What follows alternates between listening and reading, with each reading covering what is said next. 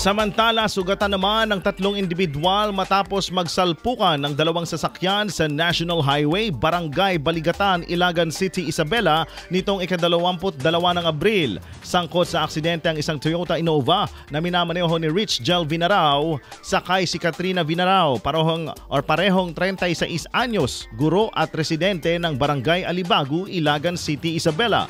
Ang driver naman ng Nissan Navara na sangkot din sa aksidente ay kinilalang si Ezekiel Paulino, 47 anyos at residente ng Barangay Bliss Village, Ilagan City, Isabela. Sa ulat ng PNP Ilagan, bandang alas 8:50 ng gabi nang i-report sa kanilang himpilan ang naturang aksidente.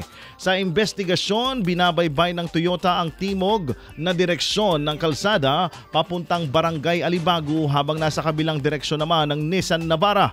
Ang makarating sa pinangyarihan ng aksidente, bigla umanong lumiko ang Nissan Navara dahilan upang mabangga nito ang Toyota Innova na nasa kabilang linya. Dahil sa lakas ng pagkakabangga, nawasak ang harapang bahagi ng 2 sasakyan habang nagtamo naman ng sugat sa iba't ibang bahagi ng katawan ng driver at ang pasahero ng Toyota. Gayon din ang driver ng Nissan Navara dahilan upang dalhin ang mga ito sa pagamutan.